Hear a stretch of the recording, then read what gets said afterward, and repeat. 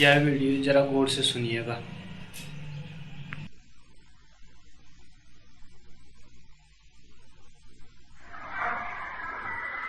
मेरे प्रिय आत्मा, मैं सोचता था रास्ते में आपसे क्या कहूं, और मुझे ख्याल आया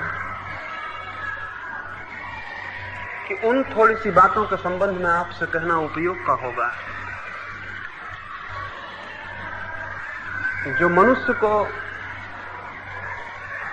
सत्य के पाने के लिए भूमिका बन सके।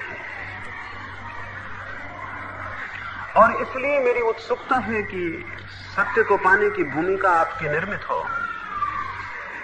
क्योंकि उसके बिना ना तो आपको जीवन का कोई आनंद अनुभव होगा, ना आपको जीवन मिलेगा, और ना आप परिचित हो पाएंगे उस संगीत से जो सारे जगत में, सारे ब्रह्मांड में व्याप्त है।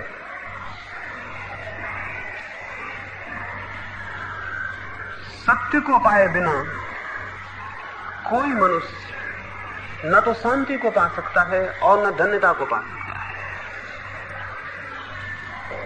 हमारे भीतर जितनी पीड़ा और जितना दुख है, जितनी परेशानी और जितना असंतोष है, जितना संताप है, उसका एक ही कारण है, उसकी एक ही वजह है, और वो ये है कि हमें अपनी सत्ता का, अपने स्वरूप का कोई बोध नहीं है। जिस व्यक्ति को अपनी सत्ता का ही कोई बोध न हो, वो अपने जीवन को व्यवस्थित करने में सफल नहीं हो सकता है। और जिसे इस बात का पता न हो कि कौन उसके भीतर है, उसकी सारी दिशाएं भ्रमित हो जाती हैं, उसके सारे रास्ते खो जाते हैं, उसके चलने में कोई अर्थ नहीं रह जाता, और उसके जीवन के अंत में वो किसी मंजिल पर, किसी गंतव्य पर नहीं पहुंच पाता है। इसलिए मैंने ठीक समझा कि कुछ उन बातों के संबंध में आपसे कहूं जो सत्य को पाने के लिए भूमिका और सीढ़ियां बन सकती हैं। सबसे पहली बात तो ये कहनी जरूरी है कि हम में से बहुत कम लोग होंगे जो सत्य को पाना चाहते हो, और जो नहीं पाना चाहते उन्हें इस दुनिया में कोई भी सत्य देने में समर्थ नहीं हो सकता है। चाहे आपके करीब से महावीर निकल जाएं, और चाहे आपके पड़ोस में क्राइस्ट और कृष्ण ठहर जाएं, तो भी अगर आपके भीतर प्यास नहीं है तो सत्य आपको उपलब्ध नहीं हो सकता है। अगर मैं एक कुएं पर भी खड़ा हो जाऊं और मुझे प्यास न हो, तो कुएं का पानी मुझे दिखाई नहीं पड़ेगा। पानी उसे दिखाई पड़ता है जिसे प्यास हो। पानी केवल उसे दिखाई पड़ता है जिसे प्यास हो, जिसे प्यास न हो उसे पानी भी दिखाई नहीं पड़ता। और पानी की सार्थकता भी उसे ही ज्ञात होगी जिसके पास प्यास है, और जितनी गहरी प्यास होगी पानी में उतना ही अर्थ प्रकट हो जाता है। सत्य के साथ भी यही है। जो जानते हैं उनका अनुभव यह है कि हम सारे लोग सत्य के करीब खड़े हैं। जो जानते हैं उनकी प्रतीति यह है, हम सारे लोग सत्य के कुएं पर खड़े हैं, लेकिन हमें प्यास नहीं है, और जिसे प्यास नहीं है उसे उपलब्धि नहीं हो सकती। जो हमारी बिल्कुल पीठ के पीछे हो, जो हमारे हाथ के करीब हो, लेकिन अगर प्यास ना हो वो भी हमें दिखाई नहीं पड़ेगा। सत्य बहुत निकट है, सत्य से ज्यादा निकट और कोई बात नहीं हो सकती, लेकिन प्यास न हो तो सत्य सबसे ज्यादा दूर हो जाता है। प्यास न हो तो सत्य और हमारे बीच इतना बड़ा फासला हो जाता है जिसे पार करना मुश्किल है, और प्यास हो तो कोई फासला नहीं रह जाता। और अगर प्यास पूरी तरह पैदा हो जाए तो सत्य हाथ बढ़ाते ही उपलब्ध हो जाता है। एक गांव में जहां कोई 1000 लोग रहते थे, एक बहुत बड़े सदगुरु का निकलना हुआ था। उस गांव के एक व्यक्ति ने आके उनको कहा, आप इतने लोगों को सत्य के संबंध में समझाते हैं, इतने लोगों को मोक्ष के संबंध में बताते हैं, कितने लोगों को मोक्ष उपलब्ध हुआ है, कितने लोगों को सत्य मिला। उस फकीर ने कहा, एक काम करो, कल सुबह तुम आना और फिर हम उत्तर देंगे। वो कल सुबह आया। उस फकीर ने कहा तुम गांव में जाओ और सारे लोगों से पूछना कि कौन व्यक्ति क्या चाहता है और एक फेरिस्त बना के मेरे पास आ जाना। वो आदमी गांव में गया, 1000 लोग वहां रहते थे। उसने सुबह से सांझ तक एक एक आदमी को मिलकर पूछा कि तुम्हारी आकांक्षा क्या है, और सांझ को वो पूरी फेरिस्त बना के आया। उस फकीर ने पूछा इस फेरिस्त में कोई आदमी सत्य को भी चाहता है? उसमें एक भी आदमी नहीं था जो सत्य को चाहता हो। धन को चाहने वाले थे, यश को चाहने वाले थे, पुत्र पुत्रियों को चाहने वाले थे, और सारे चाहने वाले थे। उन 1000 लोगों में से एक ने भी नहीं लिखा था कि मैं सत्य को चाहता हूं। तो उस फकीर ने कहा अगर लोग सत्य को ना चाहते हो तो सत्य उन्हें दिया नहीं जा सकता है। सत्य किसी को भी दिया नहीं जा सकता है। स्मरण रखिए, मैं आपको पानी तो दे सकता हूं लेकिन प्यास कैसे दूंगा? और पानी अगर दे भी दूं और प्यास ना हो तो उस पानी में अर्थ क्या होगा? दुनिया में बहुत लोगों ने जिन्होंने जाना है अपनी बात कही है, लेकिन उनकी बात पानी है। आप में प्यास हो तो उसमें अर्थ होगा, आप में प्यास न हो तो व्यर्थ हो जाएगी। सत्य की जिज्ञासा में पहली शर्त है प्यास होनी चाहिए। और प्यास का पता कैसे चलेगा? अगर एक मरुस्थल में मुझे छोड़ दिया जाए, तो सूरज जोर से तपता हो और पानी कहीं दिखाई ना पड़ता हो और मैं प्यास से तड़पने लगूं, मैं प्यास से इतना व्याकुल हो जाऊं कि कोई आके मुझसे कहे कि हम पानी तो देते हैं लेकिन पानी जीवन के मूल्य पर देंगे। हम पानी देंगे लेकिन बाद में जीवन ले लेंगे। तो मैं पानी लेना पसंद करूंगा या जीवन बचाना? मैं पानी ले लूंगा और जीवन खो दूंगा। प्यास तब पूरी होती है जब हम उसके लिए जीवन भी देने को तैयार हों। तो अकेली प्यास ही काफी नहीं है, इतनी प्यास कि हम उसके लिए सब कुछ देने को तैयार हों तो सत्य उपलब्ध होता है। सत्य बहुत सस्ती बात नहीं है। असल में जीवन में जो भी महत्वपूर्ण है वो सस्ता नहीं हो सकता। और सत्य एक अर्थ में किसी भी मूल्य पर नहीं कहा जा सकता है सिवाय जीवन दिए।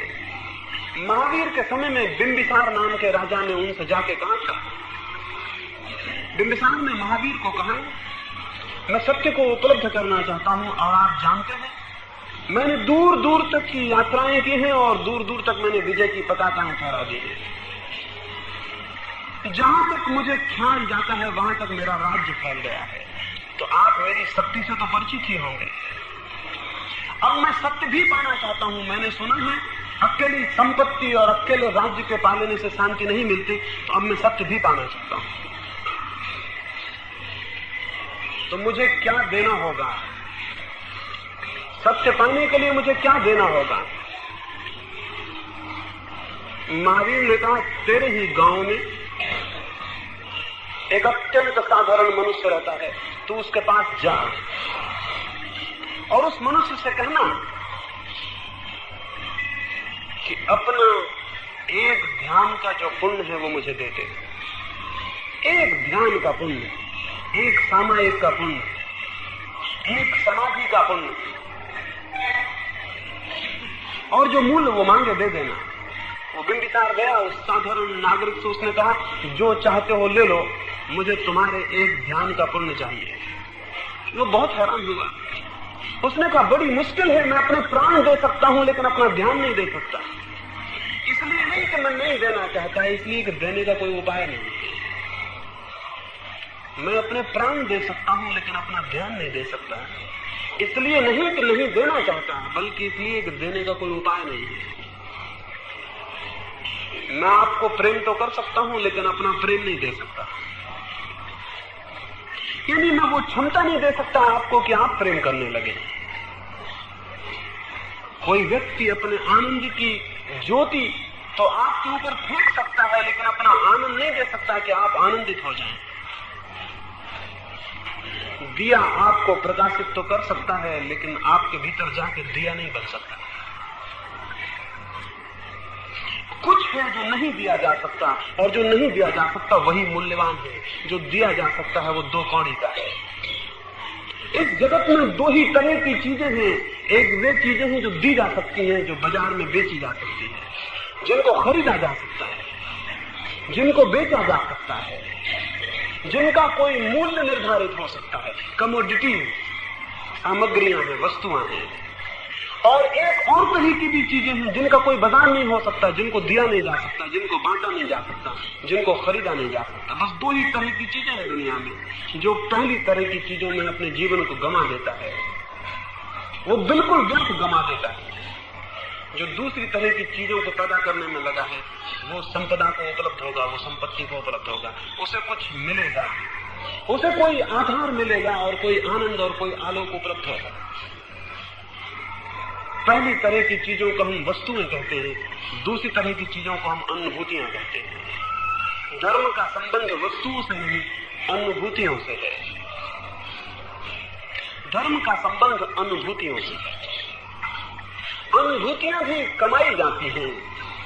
और उस छोटे से साधक ने बिंदसार को कहा, मैं अपने प्राण दे दूं लेकिन अपनी अनुभूति कैसे दूं?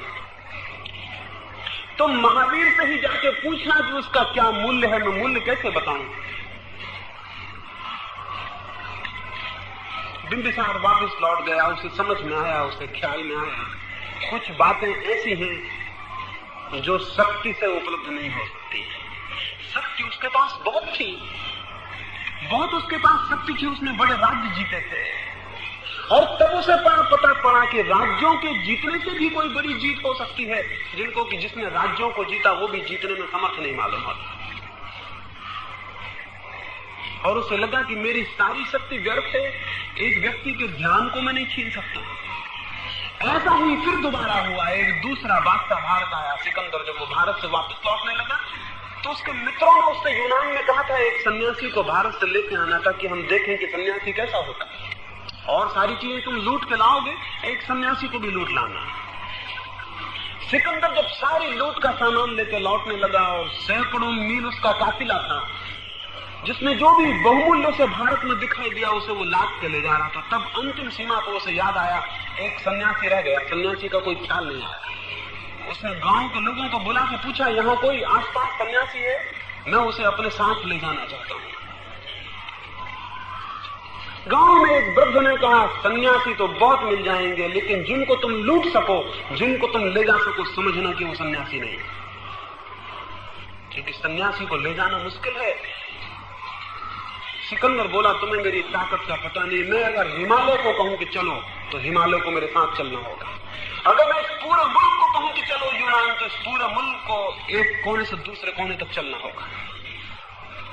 वो वृद्ध हंसने लगा। उसने कहा, तुम्हें सन्यासी का पता नहीं, अभी तुमने वो चीजें जीती हैं जो हार जाती हैं। अभी तुम्हें उस आदमी से मुकाबला नहीं हुआ जो हार जानता ही नहीं। खैर खोज की गई और थोड़े ही फासले पर एक पहाड़ और नदी के किनारे एक सन्यासी का पता चला जो वर्षों से वहां था। सिकंदर ने अपने सिपाही भेजे। उन सिपाहियों ने जाकर उस साधु को कहा, महान सिकंदर की आज्ञा है कि हमारे साथ चलो यूनान, बहुत सुख सुविधा तुम्हें देंगे, कोई अड़चन न होगी, कोई किसी तरह की तुम्हें परेशानी न होगी, शाही मेहमान तुम रहोगे। वो सन्यासी बोला, तुम्हें शायद पता नहीं, सन्यासी हम उसको कहते हैं जिसने सिवाय अपने और सबकी आज्ञाएं मानना छोड़ दिया। सन्यासी ने कहा, तुम्हें शायद पता नहीं, सन्यासी हम उसे कहते हैं जिसने सिवाय अपने और सबकी आज्ञाएं मानना छोड़ दिया।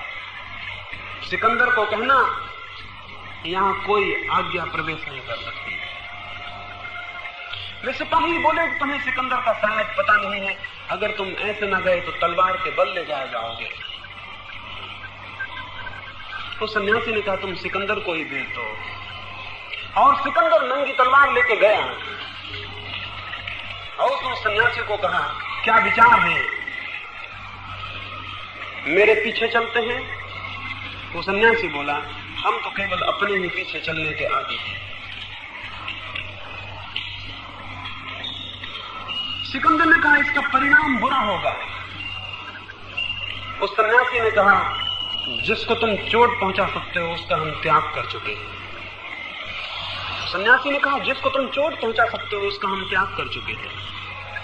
सिकंदर ने कहा परिणाम मृत्यु होगा। सन्यासी ने कहा जो मर जाता है उसे हमने समझ लिया कि वो हमारा होना नहीं,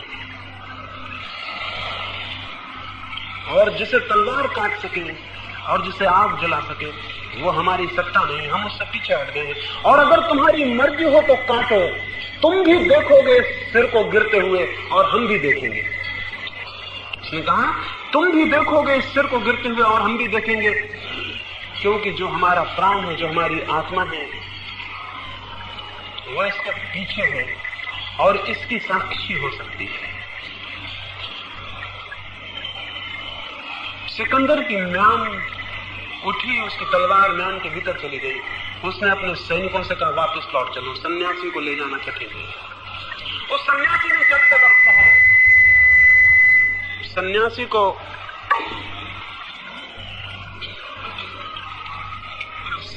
को मार डालना तो आसान है, सन्यासी को जीतना संभव नहीं है। सिकंदर जब वापस पहुंचा उसके मित्रों ने पूछा सन्यासी को लाए हैं? वो बोला सारा संसार ला सकता था, सन्यासी को लाने की बात मत कहो।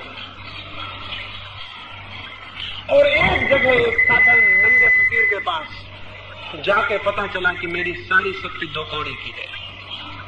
ऐसा ही बिंबिसार को पता चला उस दिन की उसकी सारी शक्ति व्यर्थ है। संसार की वस्तुएं शक्ति से पाई जाती हैं और जिनको मैंने अनुभूतियां कही वो शक्ति से नहीं शांति से पाई जाती हैं। वस्तुएं शक्ति से उपलब्ध होती हैं, अनुभूतियां शांति से उपलब्ध होती हैं। जिसकी शक्ति पर आस्था है वो केवल वस्तुओं को इकट्ठा कर पाएगा, और जिसकी शांति पर आस्था है वो अनुभूतियों को भी उपलब्ध हो जाता है। स्मरण रखें, इसका अर्थ हुआ कि शांति शक्ति से भी बड़ी शक्ति है। इसका अर्थ हुआ कि शांति शक्ति से भी बड़ी शक्ति है। सबसे बड़े शक्तिशाली वे हैं जिन्हें आप अपनी शक्ति दिखाने के लिए प्रलोभित नहीं कर सकते। सबसे बड़े शक्तिशाली वे हैं जिन्हें आप शक्ति का प्रदर्शन करने के लिए उत्तेजित नहीं कर सकते। सबसे बड़े शक्तिशाली वे हैं जो उस सीमा तक शांत हो गए हैं तो उन्हें अशांत करने का उपाय संसार के हाथ में कोई भी नहीं रह जाता है। शांति अद्भुत शक्ति है, एक बहुत दूसरे लोक की शक्ति है, और शांति भूमिका है सत्य को पाने की। जो शांत नहीं है वो सत्य को नहीं पा सकता है। तो पहली बात है सत्य को पाने की प्यास चाहिए। दूसरी बात है सत्य को पाने के लिए शक्ति की निष्ठा छोड़कर शांति की श्रद्धा उत्पन्न होनी चाहिए। शक्ति की निष्ठा हम सबके भीतर है। वासनाएं शक्ति मांगती हैं, आत्मा शांति मांगती है। और जो जितना शक्ति को जुटाने में लगा है वो स्मरण रखे वो उतना ही आत्मा से दूर होता चला जाए, और जो जितना शांति को जुटाता है वो उतना ही आत्मा के करीब आने लगता है। शांति कैसे जुटाई जा सकती है, शांति कैसे पैदा हो सकती है? शांति के पैदा करने के कोई 4 सूत्र मैं आपसे कहना चाहूंगा। जो व्यक्ति शांत होना चाहता हो, जो उस अद्भुत शक्ति को उत्पन्न करना चाहता हो जिसको मैं शांति कह रहा हूं, जिसे अनुभूतियों के जगत में प्रवेश करना हो वस्तुओं के जगत को छोड़कर, जिसके जीवन में वस्तुओं की कामना छोड़कर अनुभूतियों की कामना उत्पन्न हो गई हो, जिसकी वासना ने बाहर की दौड़ छोड़कर भीतर का रुख अपना लिया हो। आज सांझ को मैं लेटा था और कुछ मित्र मेरे पास थे, उनको मैं एक कहानी कहा, एक अद्भुत कहानी उनको मैं कहता था, वो मुझे स्मरण आई। एक बहुत बड़े मुसलमान बादशाह के पास एक व्यक्ति ने जाकर, उसके एक मित्र ने जाकर कहा मुझे आपका एक घोड़ा चाहिए। उस राजा ने अपने अस्तबल में जाके कहा सबसे जो बढ़िया घोड़ा है वो मैं तुम्हें देता हूं, वो जो पीला घोड़ा है उसे तुम ले लो, उसे ले जाओ। वो आदमी बोला उस घोड़े को ले जाने में मैं समर्थ नहीं हूं, उस घोड़े के बाबत मैंने सुन रखा है, वो घोड़ा बहुत खतरनाक है, क्योंकि जब उस पर कोई सवार बैठता है तो वो घोड़ा उल्टा चलता है, वो पीछे की तरफ भागता है, ऐसे घोड़े पर बैठ के कोई कहीं भी नहीं पहुंच सकता। और राजा बोला जो समझदार है वो इस घोड़े पे भी बैठ के वहां पहुंच जाएंगे जहां पहुंचना चाहते हैं। उस आदमी ने कहा लेकिन कैसे? उस राजा ने कहा वे अपने घर की तरफ घोड़े की पूंछ कर लेंगे, उन्हें जहां जाना है वे वहां घोड़े की पूंछ कर लेंगे और पहुंच जाएंगे। ये मैं इसलिए कह रहा हूं, मनुष्य के भीतर जो वासना है वो वही घोड़ा है जो उल्टा भागता है। जहां आप जाना चाहते हैं उससे उल्टा जाता है। लेकिन जो समझदार है वो वासना को उल्टा कर लेते हैं और उसकी पूंछ आत्मा की तरफ कर लेते हैं। शक्ति की जो खोज है ये उस घोड़े का मुंह गंतव्य की तरफ रखना है, और शांति की जो खोज है घोड़े को उल्टा कर लेना है। जो लोग वस्तुओं की खोज और तलाश में लगे हैं, वे अगर उसी खोज और तलाश को अनुभूतियों की दिशा में परिवर्तित कर दें, उनका जीवन बदल जाएगा। वे साधारण मनुष्यों से परिचित होकर असाधारण दिव्य जीवन में परिणित हो जाएंगे। तब वे पार्थिव न रह के भागवत हो जाएंगे। तब वे पदार्थों की दुनिया के हिस्से न होकर आत्मा की दुनिया के, आत्मा के जगत के हिस्से हो जाएंगे। ये 4 सूत्रों से संभव हो सकता है। उन 4 सूत्रों को मैं आपसे कहूं। पहला सूत्र है उस व्यक्ति के लिए जो शांत होना चाहता है, और वे सूत्र वही हैं कि अगर उनके विपरीत उपयोग करें तो वही सूत्र शक्ति के स्रोत हो जाएंगे। जिस व्यक्ति को शक्ति पानी है उसका सूत्र है अहंकार पूर्ण जीवन। जो व्यक्ति शक्ति की खोज कर रहा है उसे अपनी अहंता को जगाना होगा। उसकी जितनी अहंता प्रकट होगी, जितना ईगो, जितना दम्भ प्रगाढ़ होगा, उतनी शक्ति को वो इकट्ठा कर सकेगा। अगर किसी व्यक्ति को शक्ति खोजनी है तो उसे अहंकार का पोषण करना होगा और स्वयं अहंकार को जगाना होगा।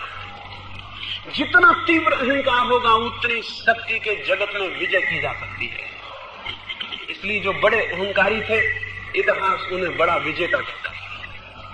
इसलिए जो बड़े अहंकारी थे, इतिहास उन्हें यशस्वी कहता है। इसलिए जो बड़े अहंकारी थे वो बड़े पदों पर पहुंचे, बड़ी प्रतिष्ठा पर, बड़े राज्यों पर। लेकिन अहंकार की दौड़ का खतरा एक ही है, अहंकार मृत्यु के सामने गल जाता और नष्ट हो जाता है। और मृत्यु सारी खोल को उघाड़ के रख देती है कि शक्ति की दौड़ व्यर्थ हो गई, क्योंकि मृत्यु अहंकार को ही छीन लेती है। जिस अहंकार के केंद्र पर सारी शक्तियां इकट्ठी होती है, वो उस केंद्र के टूटते ही विलीन हो जाती है। इसलिए जितना शक्तिशाली मनुष्य होगा उतना ही मृत्यु से डरता है। इसलिए जितने बड़े पद पर कोई व्यक्ति होगा उतना ही मृत्यु से भयभीत होता है। जितनी उसकी अहंता का विस्तार होगा उतनी ही मृत्यु का भय गहरा उसके भीतर हो जाता है। इसके विपरीत जो शांति का खोजी है उसे निरअहंकार चर्या को उत्पन्न करना होता है। उसे अपने भीतर अहंकार के जितने भी रूप पल्लवित होते हों उन्हें पानी देना बंद कर देना होता है, और जो बीज अंकुरित होते हैं उन्हें रोशनी देना बंद कर देना होता है।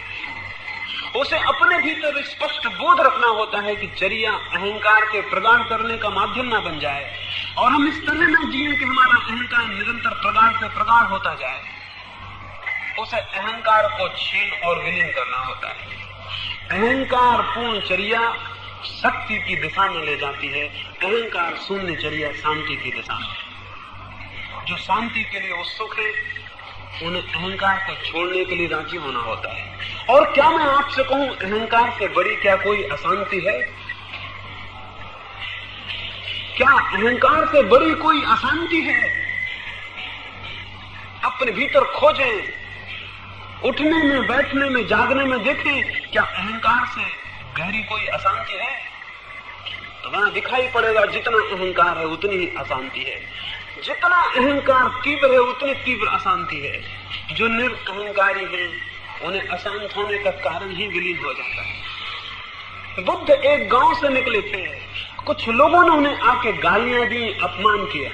जब वे गालियां दे चुके और अपमान कर चुके तो बुद्ध ने कहा, मित्रों क्या मैं जाऊं? मुझे दूसरे गांव पहुंचना है। क्या तुम्हारी बात पूरी हो गई? क्या तुम ये तो न समझोगे कि मैंने तुम्हारी बात नहीं सुनी और जल्दी चला गया?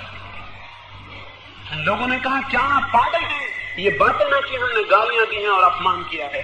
बुद्ध ने कहा, जिस दिन से अहंकार गया तुम गाली दो लेकिन मुझको लगना मुश्किल है, क्योंकि जहां लगती थी वो तुम नहीं लगा सकते थे, वो मेरा अहंकार था जो लगाता था। गाली फेंकना तुम्हारे हाथ में है, उस गाली का पड़ना मेरे ऊपर, मेरे हाथ में। मेरे पास वो केंद्र तो चाहिए जहां वो चुभ जाए। वो केंद्र अहंकार है जहां सारे जगत की गालियां चुभ जाती हैं, जहां सारे जगत के अपमान चुभ जाते हैं। वो स्थल तो मेरे पास चाहिए। बुद्ध ने कहा क्षमा करें, तुम बहुत गलत आदमी को गाली देने आ गए, बिल्कुल अग्राहक को, नॉन रिसेप्टिव आदमी के पास आ गए। तुमने समय व्यर्थ खोया। और भूल मत करना है ऐसी गाली देनी हो तो उसे देना जो गाली लेता हो। बुद्ध ने कहा 10-12 वर्ष हुए, हम गाली लेने में असमर्थ हो गए, बहुत दुखी हैं और क्षमा चाहते हैं, इतना समय तुम्हारा व्यर्थ खराब किया। और हमें जल्दी कहीं पहुंचना है, इसलिए अब इस बातचीत पर ज्यादा भी नहीं पड़ सकते। जिसे कहीं पहुंचना हो वो व्यर्थ की बात में ज्यादा नहीं पड़ सकता है। तो बुद्ध ने कहा आज्ञा दें कि मैं जाऊं, और स्मरण रखें आगे ऐसे गलत आदमी को गाली मत देना। वो जो अहंकार का केंद्र है, वो जो स्थल है, वो जो मैं का भाव है, वो सारी अशांति का कारण है। और जितनी अशांति होती है आदमी में, उतना ही वो शक्ति का इच्छुक होता है, क्योंकि शक्ति से वो अशांति की कमी को भरना चाहता है। शक्ति से वो शांति की कमी को भरना चाहता है। वो ये धोखा देना चाहता है अपने को कि मेरी शांति नहीं है, कोई हर्ज नहीं, मेरे पास शक्ति है, और शक्ति से मैं सप्लीमेंट कर लूंगा, पूर्ति कर लूंगा उस शांति की जो कि नहीं है। लेकिन ये पूर्ति नहीं हो सकती। परमात्मा के जगत में कोई धोखा नहीं चल सकता है। अनुभूतियों के जगत में कोई धोखा नहीं दिया जा सकता। हम धोखा दूसरे को दे सकते हैं, अपने को धोखा देने का कोई उपाय आज तक ईजाद नहीं हो सका है। वहां 2 और 2 4 ही होते हैं, वहां 2 और 2 के 5 या 3 होने का कोई रास्ता नहीं।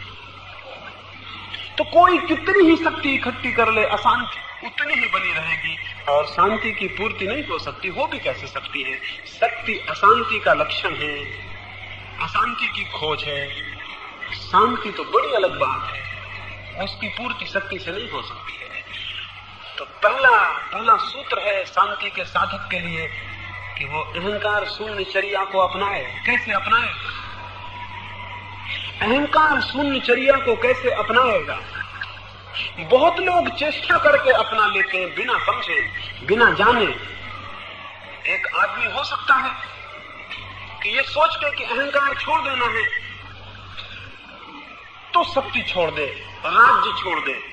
समझ रहे हैं? बड़ा राजा हो, सम्राट हो, वो ये सोच के कि शक्ति छोड़ देनी है और शांत हो जाना है, अहंकार शून्य चर्या उत्पन्न करनी है तो मैं राज्य छोड़ दूं, तो राज्य छोड़ के चला जाएगा। लेकिन अगर ये राज्य अज्ञान में छोड़ा गया हो तो उसके मन में ये भाव उत्पन्न होने लगेगा, मैं वो व्यक्ति हूं जिसने इतने बड़े राज्य को छोड़ा। और तब राज्य पाने से जो अहंकार पोषित होता था, वही अहंकार राज्य छोड़ने से भी पोषित होता रहेगा। उसका त्याग व्यर्थ हो जाएगा। अज्ञान में किया गया त्याग कचरे में फेंके गए हीरे की तरह है, उसका कोई मतलब नहीं है। अज्ञान में किया गया त्याग कोई अर्थ नहीं रखता, क्योंकि जिस चीज की पूर्ति भोग से होती थी, उसी चीज की पूर्ति त्याग से होने लगती है। मैंने सुना है एक मुसलमान फकीर एक बादशाह के साथ बचपन में मित्र था और एक ही मदरसे में वो पढ़े। बादशाह बना हुआ, वो राजा के पद पर बैठा और वो फकीर हो गया दूसरा मित्र। उसकी बड़ी ख्याति फैली, वो नग्न रहने लगा, उसने सब वस्त्र छोड़ दिए, उसने सारी वस्तुएं छोड़ दी। दूर दूर तक हजारों लोग उसके पैरों में सिर झुकाने लगे। खबरों ने हवाओं में उसकी खबरें उड़ गई और उसकी सुगंध अनेक अनेक देशों तक पहुंच गई। फिर वो राजधानी में आया।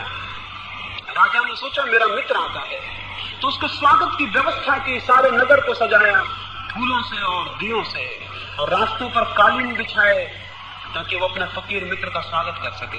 रास्ते में फकीर को खबर मिली राजा अपनी धन दौलत दिखाने के लिए आयोजन कर रहा है, और वो राजा तुम्हारा मित्र तुम्हें हतप्रभ करना चाहता है कि तुम्हें दिखा दे कि तुम क्या हो। आखिर एक नंगे फकीर, और मैं क्या हूँ ये भी तुम देख लो। वो फकीर बोला ऐसा है तो हम भी दिखा देंगे कि हम क्या हैं। और जिस संख्या उसका आगमन हुआ, सारी राजधानी सजी थी। राजा स्वयं उसे लेने गया था, उसके सारे सेनापति और सारे दरबारी लेने गए थे। बहुमूल्य कालीन उस मार्ग पर बिछाए गए थे, शाही स्वागत था। वो नंगा फकीर आया और लोग देख के हैरान हुए। अभी तो कोई वर्षा भी ना थी, लेकिन उसके पैर घुटनों तक कीचड़ से भरे थे। वो उन बहुमूल्य कालीनों पर कीचड़ भरे पैर चलने लगा। जब वो महल की सीढ़ियां चढ़ता था तो राजा ने पूछा, क्या मैं ये पूछने की धृष्टता करूं कि ये इतने पैर कीचड़ से कैसे भिड़ गए? अभी तो कोई वर्षा के दिन नहीं है और कहीं रास्ते खराब नहीं है, ये इतने पैर कीचड़ से कैसे भर गए? वो फकीर बोला, तुम अपनी अमीरी दिखाना चाहते हो, रास्ते पे कालीन बिछा के, हम अपनी फकीरी दिखाते हैं कालीनों पर कीचड़ भरे पैर चल के। वो राजा बोला, तब तो मुझ में और तुम में कोई अंतर नहीं। मैं सोचता था कि तुम बदल गए होगे, हम पुराने ही मित्र हैं, कोई बदलाहट नहीं हुई। वो अहंकार वहीं के वहीं बैठा हुआ है। एक नंगे से नंगे फकीर में अहंकार उतना ही हो सकता है, इसलिए कोई इस धोखे में न रहे कि शक्ति को मात्र छोड़ देने से निरहंकार हो जाएगा।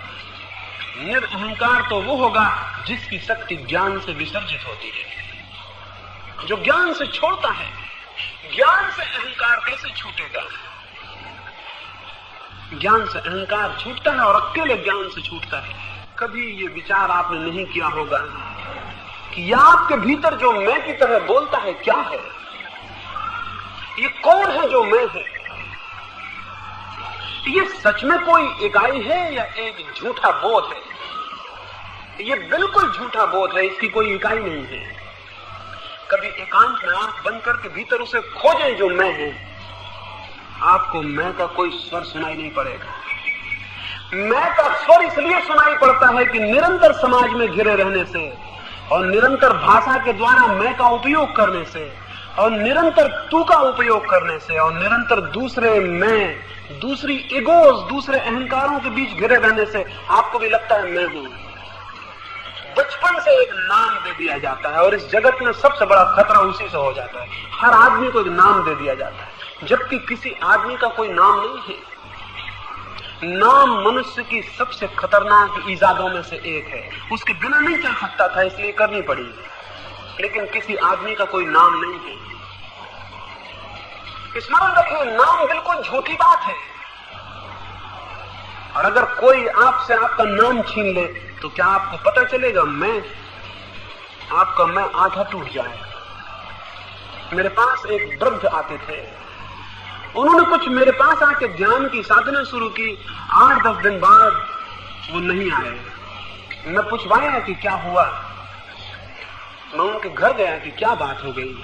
वे मुझसे बोले कि कृपा करके आप मेरे घर ना आए और न मैं आपके घर आऊंगा, अपना संबंध समाप्त हुआ। मैं बोला, क्या दिक्कत हो गई, क्या अड़चन हो गई? वे बोले कि आपके उस प्रयोग को करने से बहुत खतरा हुआ।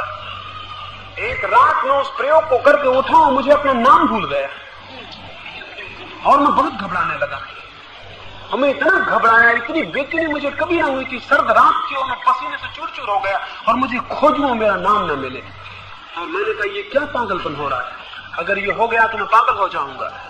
मैं आपसे कहता हूं, अभी आप पागल हैं जब तक आपको अपना नाम असली मालूम होता है, और जब आपको पता चल जाए कि नाम बिल्कुल नकली है तो आप पागलपन के बाहर होंगे। ये बिल्कुल झूठी बात है, किसी का कोई नाम नहीं है।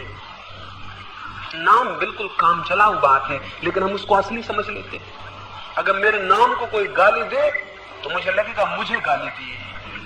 अगर मुझे ये पता चल जाए कि मेरा कोई नाम नहीं है तो मैं समझूंगा कि किसी नाम को गाली दी। मैं अलग खड़ा रह जाऊंगा, गाली नाम पर पड़ेगी। गाली की चोट मुझे इसलिए लगती है कि नाम के साथ मेरी आइडेंटिटी है, मेरा तादाद में मेरा संबंध है। मुझे लगता है मेरा नाम है,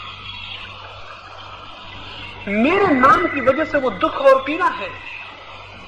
तो एक तो मैं आपसे ये कहूं कि जिसे अहंकार से मुक्त होना है उसे जानना होगा कि उसका कोई नाम नहीं है। जब उसका कोई नाम ले तो उसे जानना चाहिए कि ये काम चलाऊ बात कह रहा है। ये भ्रम पैदा नहीं करना चाहिए कि मुझे बुला रहा है। ये भ्रम इतना गहरा हो जाता है कि जागते तो जागते नींद में भी आप अपने नाम को नहीं भूलते। यहां आप इतने लोग सोए हों और मैं कोई एक नाम लेके बुलाऊं तो वो आदमी उठाएगा, बाकी लोग सोए रहेंगे। अगर आपके घर के सामने कोई किसी दूसरे का नाम चिल्लाता रहे तो आपको नींद में सुनाई नहीं पड़ेगा, आपका नाम चिल्लाए तो सुनाई पड़ जाएगा। वो नाम का पागलपन केवल आपके जागने में नहीं, आपके गहरे नींद तक में प्रविष्ट हो गया है। वो आपके प्राणों में धीरे धीरे प्रविष्ट होता जाता है, और जैसे जैसे आप उम्र में बड़े होते जाते हैं और आपके अनुभव बढ़ते जाते हैं, वैसे वैसे नाम भीतर घुसने लगता है, और नाम की जितनी जड़ें आपके भीतर फैल जाएंगी उतने अहंकार को तोड़ना मुश्किल हो जाएगा। जिसे अहंकार को तोड़ना है उसे नाम से मुक्त होना होगा। उसे ये स्मरण पूर्वक ध्यान रखना होगा कि नाम की गहराइयां मेरे भीतर न बढ़े। उसे ऐसे मौके देने होंगे, अभी तो सोते में नाम सुनाई पड़ जाता है, उसे ऐसे मौके देने होंगे कि जागे हुआ हो और कोई नाम ले और उसे पता ना चले कि मेरा लिया। अमेरिका का एक बहुत बड़ा वैज्ञानिक हुआ है एडिसन। पहले महायुद्ध में वहां कुछ राशन की व्यवस्था करनी पड़ी अमेरिका में। एडिसन तक बहुत गरीब आदमी था, उसके पास नौकर भी नहीं थे, और उसके घर में उसके और जो साथी थे वो बीमार था, कोई साथी, उसे खुद राशन लेने दुकान पर जाना पड़ा। उसने अपना कार्ड तो जमा करवा दिया, फिर जब उसका नंबर आया तो वहां से चिल्लाया, थॉमस अल्वा एडिसन कौन है? तो वो खड़ा रहा। तो लोगों ने कहा कि कौन है ये एडिसन, बोलते क्यों नहीं? लाइन के आगे वो ही खड़ा था, तो शक तो ये हो कि यही आदमी होना चाहिए। और वो एडिसन इधर उधर देखने लगा कि पता नहीं किसको बुलाते हैं। पीछे एक आदमी ने कहा, ये कैसा पागल आदमी है, जो सामने खड़ा है यही आदमी एडिसन है, मैं इसके पड़ोस में रहता हूँ। एडिसन बोला, ठीक याद दिलाया, 20-25 साल से काम न पड़ने से नाम की कुछ ख्याल नहीं रही। ये होना चाहिए। सोते में अभी याद आ जाता है, जागने में भी भूल जाना चाहिए।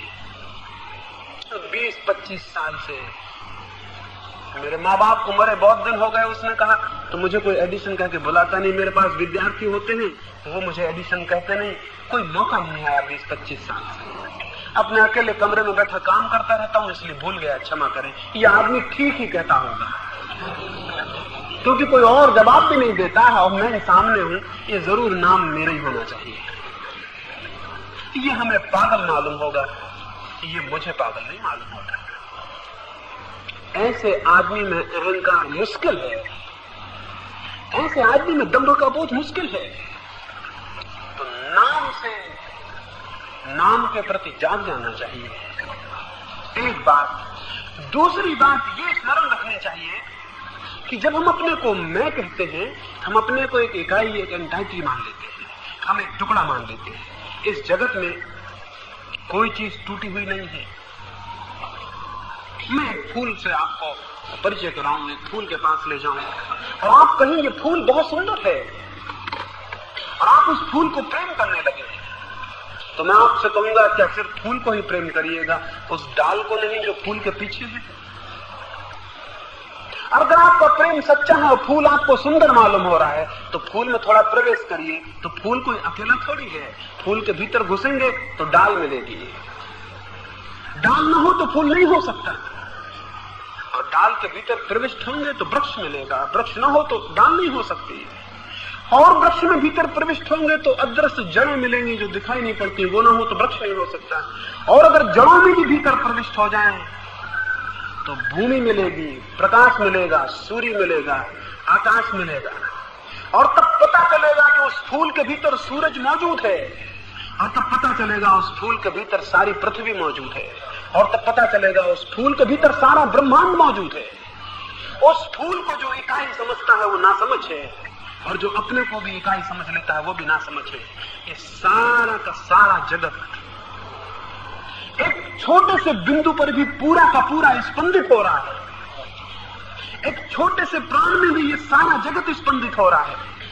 ये असंभव है कि मेरे इस छोटे से प्राण में इस पूरे जगत का हाथ न हो। मैं कहने का हक मुझे कहां रह जाता है? अगर कहीं कोई परमात्मा है तो उसे छोड़ के मैं कहने का और कोई अधिकारी नहीं, और जो मैं कहता है वो सबसे बड़ा कुफ्र, सबसे बड़ा पाप करता है। एक फकीर एक गांव से एक दफा गुजरा, उसका एक मित्र फकीर उस गांव में रहता था। उसने सोचा कि चलूं और उससे मिलता चलूं, लेकिन रात आधी हो गई थी। उसने सोचा पता नहीं वो जागता हो या ना, फिर भी उसने चाहा कि देख लूं, अगर कोई एक आध दिया उसके घर में जला होगा तो द्वार खटखटा लूंगा, मैं फिर लौट आऊंगा। तो अपने रास्ते को छोड़ के गांव के भीतर गया। आधी रात होती थी उस फकीर के जिसके झोपड़े में वो गया, एक खिड़की पर रोशनी पड़ती थी अंदर से, उसने जाके उसको खटखटाया। भीतर से पूछा गया कौन है? वो तो पुराने मित्र थे। उसने सोचा पूरा क्या कहना है, इतनी कहने से पहचान लिया जाऊंगा। उसने कहा मैं हूं। इतने कहने से पहचान लिया जाऊंगा, आवाज से पहचान लिया जाऊंगा। लेकिन इसके बाद भीतर से फिर कोई आवाज ना आई। उसने बार दोबारा खटखटाया, लेकिन फिर कोई आवाज ना आई। उसने तीसरी बार खटखटाया और ऐसा लगने लगा जैसे वो घर में कोई है ही नहीं। वो बहुत हैरान हुआ। उसने जोर से दरवाजा पीटा और उसने कहा क्या बात है, मेरे लिए दरवाजा क्यों नहीं खोलते? तो भीतर से कहा गया ये कौन पागल है जो अपने को मैं कहता है? सिवाय परमात्मा के और किसी को मैं कहने का कोई अधिकार नहीं। और ये सच है, सिवाय परमात्मा के और किसी को कोई अधिकार नहीं। और परमात्मा कैसे कहेगा? क्योंकि मैं तो कोई तभी कह सकता है जब तू भी मौजूद हो। इसलिए परमात्मा कह नहीं सकता मैं, क्योंकि उसके लिए कोई तू नहीं है। और हम जो मैं कहते हैं हम अधिकारी नहीं है। तो अपने भीतर इस बात को अनुभव करें कि सारा जगत, सारा ब्रह्मांड स्तंभित हो रहा है। ये श्वास मेरी आती है ना आए तो बात खत्म। ये सूरज रोशनी मुझ में ढालता है न ढाले खत्म। वैज्ञानिक कहते हैं 4000 वर्ष बाद जमीन पर कोई नहीं रह सकेगा, क्योंकि सूरज ठंडा हो जाएगा। वो रोज अपनी गर्मी बांटता जा रहा है, 4000 वर्ष में ठंडा हो जाएगा, फिर आप नहीं रह सकेंगे। मतलब सूरज आपके भीतर जिंदा है। सूरज नहीं तो आप भी गए और डूब गए। यूं अपनी आंख खोल के जो देखेगा वो पाएगा मैं सारे ब्रह्मांड का स्पंदन हूं। मैं सारे ब्रह्मांड की अनसंयुक्त धारा में एक अंग और हिस्सा हूं, एक अविभाज्य टुकड़ा हूं, इंडिविजुअल हूं। उससे अलग मेरी कोई सत्ता नहीं और मैं मुझे अलग करता है। ये मैं झूठा है जो अलग करता हो। इस जगत में कुछ भी अलग अलग नहीं है, सब जुड़ा है और सब इकट्ठा है। ये सारा जगत एक टोटलिटी है, एक समग्रता है। उस समग्रता को अनुभव करना धर्म का अनुभव है और अपने को अलग अनुभव करना अधर्म का अनुभव है। सारा अधर्म इससे पैदा होता है कि मैं अलग हूं। अगर ये दो बातें, अपने भीतर सारे ब्रह्मांड का स्पंदन और अपने नाम का झूठा होना, अगर आपकी स्मृति में बैठ जाए तो अहंकार धीरे धीरे धीरे धीरे विलीन हो जाता है। और तब जो चर्या पैदा होती है, तब जो आचरण होता है, वो अहंकार शून्य हो जाता है। तो एक तो सूत्र मैंने कहा अहंकार शून्य चर्या। दूसरा सूत्र है जीवन में अपरिग्रह का बोध। मैंने कहा जो जितनी शक्ति को इकट्ठा करता है वो उतना ही सत्य से दूर हो जाता है। शक्ति को इकट्ठा करना परिग्रह है और शक्ति को इकट्ठा न करने की जो बोध मनस्थिति है वो अपरिग्रह है। मैं इकट्ठा ना करूं, मैं जोड़ू नहीं, मेरे पास इकट्ठा ना हो, मैं क्रमशः उस तरफ चलूं जहां मैं अंत में बिल्कुल अकेला रह जाऊं, मेरे पास कुछ न रह जाए, बस मेरा होना ही रह जाए। ऐसी जो दृष्टि बोध है वो अपरिग्रह है। अपरिग्रही जितना न्यूनतम संभव होगा उतना अपने को फैलाएगा, परिग्रही जितना अधिकतम संभव होगा उतना अपने को फैलाएगा। और मजा ये है कि परिग्रही जितना फैलाता जाएगा उतना ही पाएगा उसका घेरा बहुत छोटा है और बड़ा होना चाहिए। और अपरिग्रही जितना घेरे को छोटा करता जाएगा उतना ही पाएगा घेरा भी बहुत बड़ा है और थोड़ा छोटा कर लो। और बड़े मजे की बात है कि परिग्रही को हमेशा घेरा छोटा दिखाई पड़ेगा, इसलिए वो दुखी होगा, और अपरिग्रही को हमेशा घेरा बड़ा दिखाई पड़ेगा, इसलिए वो हमेशा सुखी होगा। तो इतना बड़ा घेरा मेरे पास है। गांधी जी जेल में बंद थे और सरदार पटेल भी उनके साथ बंद थे। गांधी जी उन दोनों 10 छुहारे रोज फुला के सुबह नाश्ते में लेते थे। पटेल ने सोचा 10 छुहारों में भी कोई नाश्ता होता होगा, इतने से क्या होगा। पटेल को फुलाना पड़ता था, उन्होंने एक रात 15 छुहारे फुला दिए और उन्होंने सोचा 10 और 15 में क्या फर्क पड़ता, कौन गिनती करता है। और गांधी जी के इस हड्डी हड्डी शरीर में थोड़ा ज्यादा भोजन पहुंचे तो अच्छा, और फिर कौन हिसाब रखेगा। सुबह जब गांधी जी खाने लगे उन्होंने कहा छुहारे कुछ ज्यादा मालूम होते, वैसे ही मैं बहुत ज्यादा लेता रहा हूं, ये इतने ज्यादा कैसे। पटेल ने कहा कि कुछ नहीं, कोई ज्यादा नहीं है, 10 की जगह 15 फुला दिए, 10 और 15 में कोई फर्क होता? गांधी जी ने कहा तूने अद्भुत बात कही, अगर 10 और 15 में कोई फर्क नहीं होता तो 5 और 10 में भी कोई फर्क नहीं होगा, आज से हम 5 ही ले लेंगे। ये अपरिग्रही की दृष्टि और बोध है। ये अपरिग्रही अपनी सीमा को कम करता चला जाता और एक दिन उसकी सीमा विलीन हो जाती, इतनी कम हो जाती, जिस दिन सीमा विलीन हो जाती उसी दिन वो असीम से जुड़ जाता है। अपरिग्रही सीमा को कम करते करते एक दिन समाप्त कर देता है और असीम से जुड़ जाता है, और परिग्रही असीम सीमा को खींचने की कोशिश में बड़ी से बड़ी सीमा खींचता है और छोटा होता चला जाता है, क्योंकि हर सीमा उसे छोटी लगने लगती है। ये बड़ी अद्भुत बात है। जिसकी जितनी बड़ी सीमा होगी वो उतनी छोटा आदमी होता है, और जिसकी कोई सीमा नहीं होती उसकी विराटता का मुकाबला नहीं, उससे बड़ा आदमी नहीं होता। तो दूसरी बात है, जिसे शांति को साधना हो उसे अपरिग्रह की बोध को रखना होगा। जीवन की प्रत्येक चरण में उठते बैठते सोते जागते उसे देखना होगा कि हर सीमा छोटी होती चली जाए और हर सीमा उसे बड़ी दिखाई पड़नी चाहिए, तब वो उसे छोटा करेगा। एक दिन जब कोई सीमा नहीं रह जाती और परिग्रह पूर्ण हो जाता है तो शांति के बड़े गहरे आधार रख दिए जाते हैं। परिग्रह अशांति है, अपरिग्रह शांति हो जाता है। तो दूसरा सूत्र है जीवन में अपरिग्रह का बोध। तीसरा सूत्र है अहिंसा की दृष्टि। वो व्यक्ति जिसके पास अहिंसा की दृष्टि न हो अपने हाथ से अशांति को रोज आमंत्रण देता है। वो व्यक्ति जिसके पास अहिंसा की दृष्टि हो 24 घंटे शांति को आमंत्रण देता है। क्यों?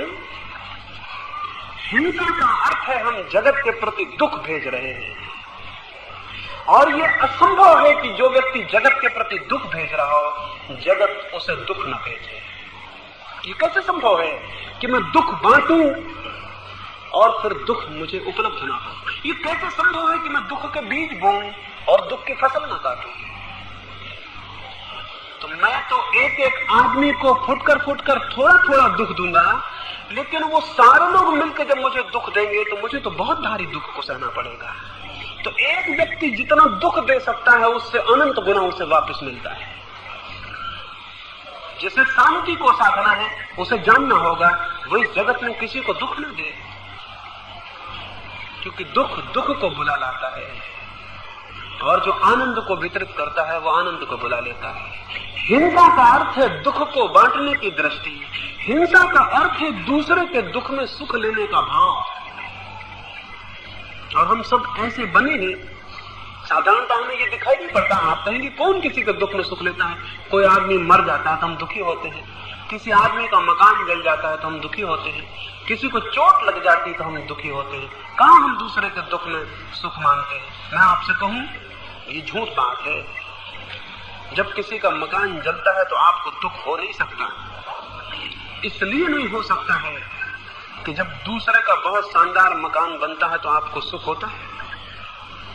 अगर दूसरे के बनते शानदार मकान में आपको सुख होता हो तो उसके जलते मकान में दुख हो सकता है। लेकिन अगर दूसरे के बड़े शानदार मकान के बनने में दुख होता हो तो आपका जो दुख मालूम होता है उसके जलते हुए मकान को देख कर वो झूठा है। ये हो नहीं सकता, ये हो ही नहीं सकता, ये संभव ही नहीं है। जो आदमी दूसरे के सुख में सुख को अनुभव कर सके वही आदमी केवल दूसरे के दुख में दुख को अनुभव कर सकता है, दूसरा आदमी नहीं। तो बाकी जो हम दुख दिखलाते हैं बिल्कुल झूठा है।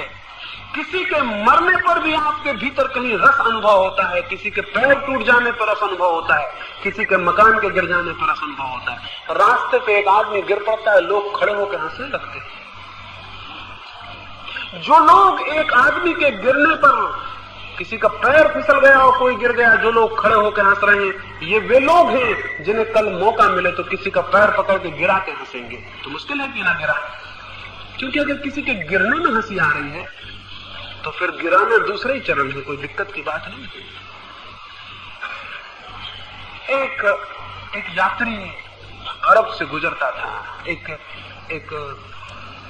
नगर के चौरस्ते पर उसने एक अत्यंत गरीब लड़के को, एक अत्यंत दयनीय लड़के को, एक अत्यंत सूखी हड्डियों वाले लड़के को एक बड़ा भारी ठेला गाड़ी खींचते हुए देखा। उस देख के उसका दिल दुखी हो गया। वो गाड़ी उससे संभल भी नहीं रही थी। चौगड्डे पर काफी भीड़ भाड़ थी, बहुत ट्रैफिक था और वो लड़का मुश्किल से खींच रहा था। सिपाही ने उसको जोर का एक चांटा मारा, वो लड़का गिर पड़ा, उसकी गाड़ी भी उलट गई और लोगों ने भी उसे लातें मारी और उसे रास्ते के किनारे कर दिया कि बदतमीज बीच में सब गड़बड़ कर रहा है। उस यात्री ने अपनी डायरी में लिखा, वो मैं पढ़ता था, मुझे उसके वचन बड़े अद्भुत लगे। उसने लिखा, उस दिन मैं पहचान गया यही लोग हैं जिन्होंने क्राइस्ट को सूली दी होगी। उसने लिखा कि यही लोग हैं, मैं पहचान गया यही लोग हैं जिन्होंने क्राइस्ट को सूली दी होगी, यही लोग हैं जिन्होंने सुकरात को जहर पिलाया होगा, यही लोग हैं जिनसे जमीन परेशान और दिक्कत में है। इस सारी जमीन उन लोगों से परेशान है जिनकी दृष्टि हिंसा की है। और ये अगर होता कि सारी दुनिया ही परेशान होती तो भी कोई हर्ज न था, मैं कहता हिंसा करो। सारी दुनिया जब परेशान होती है तो सारी परेशानी आप पर लौटने लगती है। आपके हित में है अहिंसा, हिंसा आपके अहित में है। दूसरों के अहित में भर होती तो मैं आपसे न कहता कि फिक्र मत करो, आपके ही अहित में है। हिंसा स्वयं का अहित है। हिंसा घूम के अपने को दुख देना है क्योंकि वो दुख लौट आता है, और अहिंसा हित है। अहिंसा अपने को आनंद देना है क्योंकि जब हम दूसरे को आनंद बांटते हैं तो वो लौट आता है। तो जो व्यक्ति शांति की तलाश में चला है उसे स्मरण रखना होगा उसकी चर्या से हिंसा छीन हो, उसके द्वारा किसी के मार्ग पर कांटे न डाले जाएं। अब बन सके तो वो किसी के मार्ग पर 2 फूल जरूर डाले। और फूल डालना बड़ा आसान है, कांटे डालना बड़ा कठिन है। और कांटे डालने में कोई भी आनंद नहीं है और फूल डालने में बहुत आनंद है। एक दफा डालना सीखे तो उस आनंद का पता पड़ना शुरू होता है। तीसरा सूत्र में कहता हूं अहिंसा बोध, और चौथा सूत्र है शांति के साधक को अस्पर्श भावना। वो सारे जगत के बीच रहते हुए निरंतर अनुभव करे कि मैं दूर और अलग हूं, कोई चीज मुझे स्पर्श नहीं करती है। जब कोई गाली दे तो वो चुपचाप खड़ा होकर देखे कि गाली आई, मेरे आर पार निकल गई, मुझे उसने स्पर्श नहीं किया। जब कोई सुख आए तो वो अनुभव करे सुख आया और निकल गया, उसने मुझे स्पर्श नहीं किया। वैसे ही जैसे मैं यहां बैठा हूं और अभी इस कक्ष में प्रकाश है और फिर प्रकाश को बुझा दिया जाए और इस कक्ष में अंधकार आ जाए तो मैं क्या समझूंगा? मैं समझूंगा थोड़ी देर पहले मुझे प्रकाश घेरे हुए था, अब मुझे अंधकार घेरे हुए। लेकिन मैं दोनों से ये कहां छू रहा हूं? मतलब दोनों में से कौन मेरे भीतर प्रविष्ट हो रहा है? न प्रकाश मेरे भीतर प्रविष्ट होता है, न अंधकार मेरे भीतर प्रविष्ट होता है। मैं तो अछूता खड़ा हुआ। इस कमरे में प्रकाश आता और जाता है और मैं तो अछूता हूं। प्रकाश मुझे घेरता है, अंधकार मुझे घेरता है, लेकिन छूता कहां है? उसका स्पर्श मुझे कहां हो रहा है?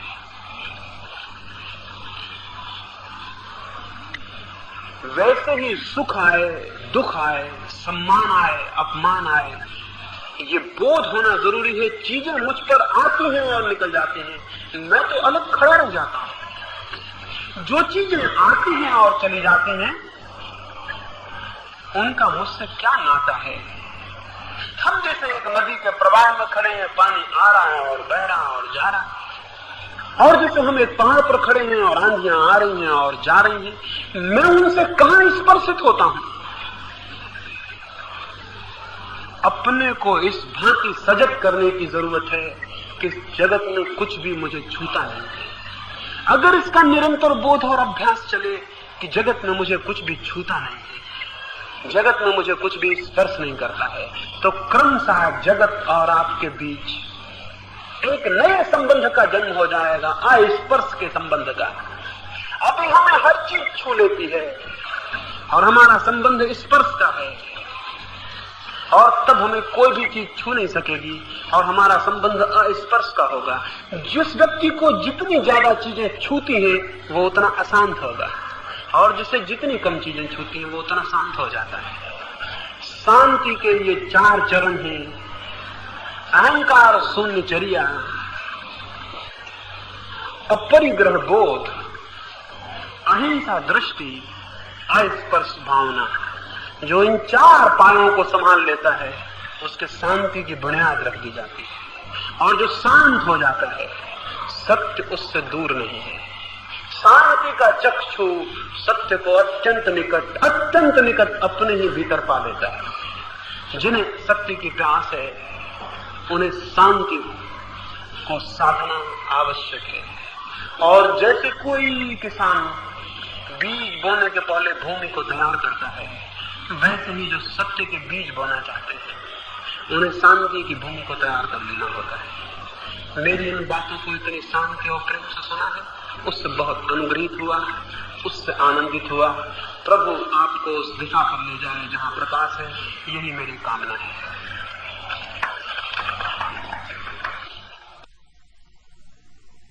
अगर यह वीडियो आपको अच्छी लग रही हो तो वीडियो को लाइक और चैनल को सब्सक्राइब करें।